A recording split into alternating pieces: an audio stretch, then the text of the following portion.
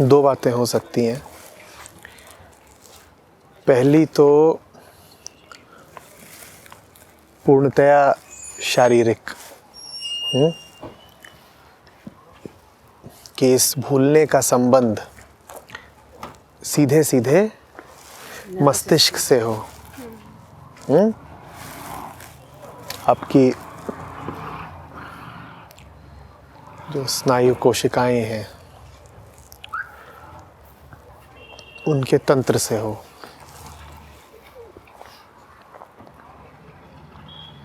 अगर वैसा है तो फिर ये पूरे तरीके से एक शारीरिक बात है, एक प्राकृतिक बात है, इसका कोई फिर आध्यात्मिक पक्ष नहीं है। तो वो चीज़ तो कोई शरीर का चिकित्सक ही बता सकता है। अगर इसका संबंध मस्तिष्क से है, और अगर इसका संबंध मस्तिष्क से ही है तो फिर तो एक भौतिक चीज़ हुई जिसके लिए भौतिक दवाइयाँ चाहिए। ठीक वैसे कि अगर आपको कोई बुखार चढ़े किसी वायरस की वजह से, तो किसी भी आध्यात्मिक प्रक्रिया से बुखार नहीं उतर जाएगा। हाँ, ये ज़रूर हो सकता है कि बुखार के प्रति आपका दृष्टिकोण बहुत स्वस्थ हो जाए, बुखार को आप मुस्कुराते हुए झेल जाएं, ये तो हो सकता है। लेकिन ऐसा नहीं होगा कि किसी भी प्रकार के ध्यान या भक्ति के फलस्वरूप आपका बुखार उतर ही जाएगा। जो चीज़ें पूरी तरह से शारीरिक हैं उनका निदान और उपचार भी भौतिक ही होगा। अब आते हैं इस भूलने की बात के मानसिक आध्यात्मिक पक्ष पर। जीवन तरह तरह से हमें संदेश देता है।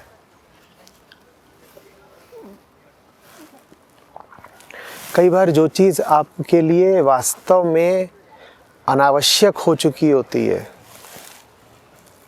लेकिन फिर भी आप उससे जुड़े होते हैं, लिप्त होते हैं, क्योंकि आदत बनी होती है।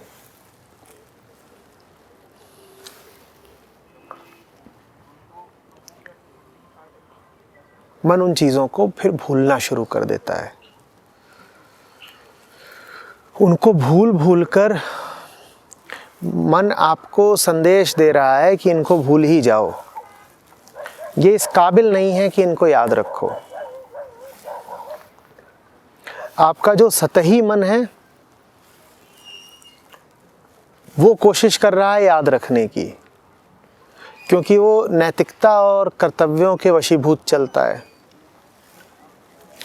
वो कह रहा है कि कर्तव्य है कि याद रखो कि चाबी कहाँ रखी थी, कर्तव्य है कि याद रखो कि रसोई में क्या उबल रहा है, कर्तव्य है कि याद रखो कि आज किसका जन्मदिन है उसको बधाई देनी है। पर ये बातें सतही होती हैं और सतही मन में ही रहती हैं। क्या बातें? यही सब जीवन की घरेलू आम बातें, नैतिकता से जुड़ी हुई बातें।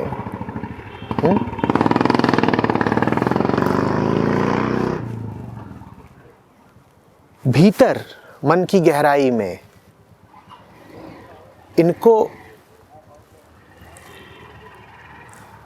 याद रखने की कोई ज़रूरत अब बच नहीं रही होती। मन गहराई से किसी और को याद रखना चाहता है।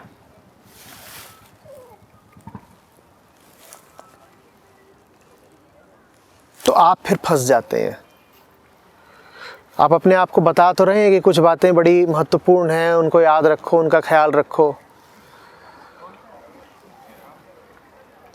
लेकिन ये याद इत्यादि रखने की सारी प्रेरणा सतही है। भीतर ही भीतर आप खुद चाहते हैं कि वो सब बातें अब जीवन से विदा हो जाएं। भीतर ही भीतर आपकी भी यही इच्छा है कि जो आवश्यक है बस वो याद रहे, लेकिन आप अपने आप को विवश किए जा रहे हैं।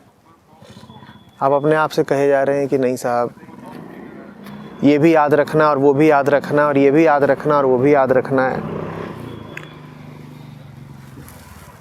तो वो चीज़ें फिर थोड़ी बहुत याद रखती हैं और फिर लुप्त होती जाती हैं। दोनों ही पक्षों का ख्याल कर लीजिए, डॉक्टर को भी दिखा लीजिए वो तो और किया था, तो ऐसा कोई है नहीं। अगर नहीं है तो बात फिर दूसरे जहान की है। अब आपका वक्त आ गया है कि आप छोड़ें दूध का उबलना इत्यादि, और आप अगर नहीं छोड़ेंगी अभी भी दूध और हल्दी और परवल और हींग और जीरा, तो दूध उबल उबल के गिर जाएगा, बड़ा नुकसान होगा। हर काम को करने की एक अवस्था होती है। कल हम बात कर रहे थे ना कि भला हुआ जो 5वीं कक्षा में पढ़े, 5वीं कक्षा में पढ़ना आवश्यक था, लेकिन 5वीं में ही मत पढ़ते रह जाना। 5वीं में पढ़ने का भी एक समय होता है और 5वीं से आगे निकल जाने का भी एक बिंदु आता है। लेकिन हम बड़े मोही लोग होते हैं, हम बड़े आसक्त लोग होते हैं। जिस चीज़ का समय बीत गया होता है, जिस चीज़ की उपयोगिता बीत गई होती है, हम उससे भी जुड़े ही रहते हैं। कभी निश्चित रूप से ज़रूरी रहा होगा आपके लिए कि रसोई देखें और घर देखें और बिस्तर देखें और सफाई देखें और 50 काम, कभी उसकी उपयोगिता रही होगी। आज है क्या? जन्म पूरा इन्हीं चीज़ों में लगा देना है। ऊपर वाला पूछेगा क्या किया, तो क्या बोलेंगी? लौंग लहसुन जीरा। हाँ, कौन रैदास कौन कबीरा। हमारा जीवन तो है लौंग लहसुन जीरा। बड़ी दिक्कत हो जाएगी ना।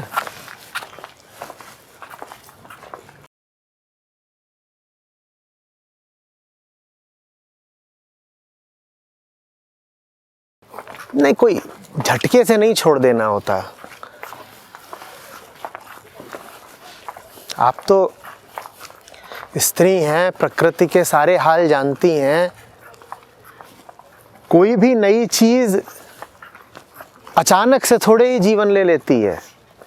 बालक भी दुनिया में आता है 9 वर्ष तक विकास लेने के बाद, दबा दबा छुपा छुपा विकास लेता है, वो किसी को नज़र नहीं आता है ना।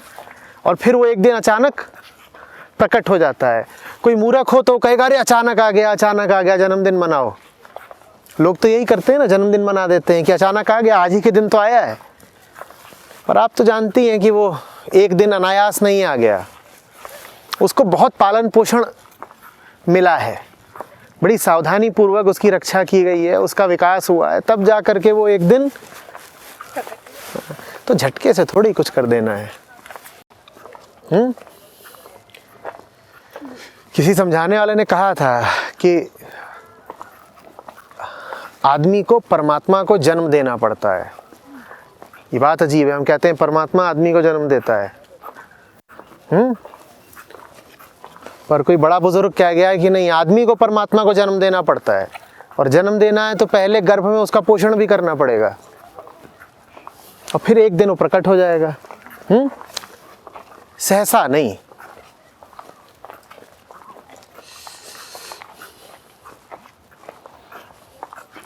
तो धीरे धीरे धीरे धीरे लगी रहिए। धीरे धीरे जो पुराना है वो छूटता रहेगा।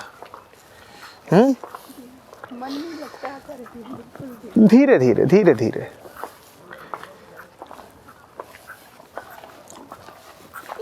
ये लोग गाते हैं ना, धीरे धीरे रे मना धीरे सब कुछ होए, माली सींचे 100 घड़ा ऋतु आए फल होए।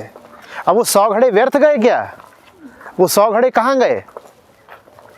कहाँ गए? अरे अंदर गए, पोषण में गए, जड़ में गए, तब जा करके तो ऋतु में फल हुआ। पर जो अधीर आदमी हो वो कहे कि अरे 100 घड़े तो बेकार गए, फल तो तभी पैदा हुआ ना जब ऋतु आई, उससे पहले जितना पानी डाला सब व्यर्थ। ये बात ऐसी नहीं है। तो धीरे धीरे एक एक करके, दो दो करके चीज़ें आपको जो दिखाई दें कि अब अनुपयोगी हैं, उनका त्याग करते चलिए। प्रकृति का ही उदाहरण ले लीजिए। किसी भी पेड़ से सब पत्ते एक साथ एक दिन झड़ जाते हैं क्या? पतझड़ में भी पत्ते कैसे झड़ते हैं? एक एक दो दो, एक एक दो दो। फिर पुराने सब पीले कमज़ोर पत्ते हट जाते हैं और आते हैं नए नए, नई कोपलें फूटती हैं, है ना।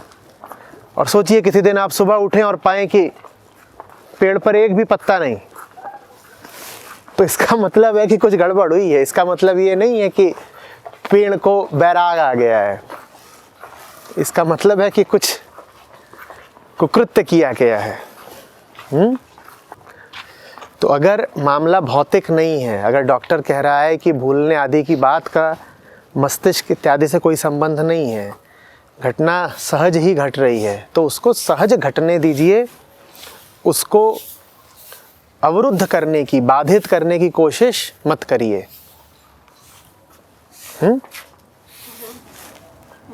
समस्या ये नहीं है कि मुझे कोई पीड़ा नहीं हो रही उस चीज़ से, मतलब कोई चीज़ हो रही है तो वो सहज हो रही है, लेकिन परिवार उसमें ये बोल रहा है कि मतलब कि गृहस्थी है और तुम्हारा काम है उसको संभालना, और परिवार ये बोल रहा है तो आपको पीड़ा हो रही है। पीड़ा तो हो ही रही है ना। हाँ, उनके कहने से हो रही है। सबसे पहले तो मानिए कि पीड़ा हो रही है। पीड़ा हो रही है, उनके कहने से पीड़ा हो रही है कि उनको कि हाँ कि वो कह रहे कि सही नहीं कर रही हो तुम काम। पर अगर आप पूरे तरीके से आश्वस्त होती कि जो हो रहा है वो शुभ ही है, तो उनके कहने से भी आपको पीड़ा नहीं होती। यानी कि पीड़ा वास्तव में आपको इसलिए हो रही है क्योंकि अभी आप खुद संदेह में हैं कि ये जो हो रहा है वो ठीक हो भी रहा है कि नहीं। क्योंकि अभी आप खुद संशय में हैं, इसीलिए जब कोई शक करता है, उंगली उठाता है, तो आपको भी शक हो जाता है, और शक तो है ही पीड़ा। आप आश्वस्त रहिए कि अगर ये पत्तों का झड़ना वृक्ष की वयस्कता के कारण हो रहा है तो शुभ है। छोटे पौधों पे पतझड़ नहीं लगता, जानते हो ना। छोटे पौधों पे पतझड़ नहीं लगता, पर फिर छोटे पौधों पे फल भी नहीं लगता। फल की संभावना भी तभी है जब पत्ते झड़ना जानते हो। जहाँ पत्ते झड़ना नहीं जानते वहाँ फल भी नहीं लगते। तो ये वयस्कता की बात है कि कुछ पत्ते झड़ने लगे हैं। जो झड़ रहे हैं पत्ते, उन्हें झड़ने दीजिए। पुराना नहीं हटेगा तो नया कहाँ से आएगा। और अपराध भाव तो मन में आने ही मत दीजिए कि ग्लानि और कुंठा आ गई कि मैं अपने नैतिक कर्तव्यों का पालन नहीं कर पाई, नाश्ता बनाकर देना था और भूल गई। अगर बार बार दिखे कि नाश्ता बनाना भूल जाती हैं तो नाश्ते को इतिश्री करिए, किसी और को सुपुर्द कर दीजिए ये काम। क्योंकि अब आप कोशिश करेंगी भी तो अब चाय पानी में आपका जी लगने से रहा, कितना ठेलेंगी अपने आप को। समझ रही है ना।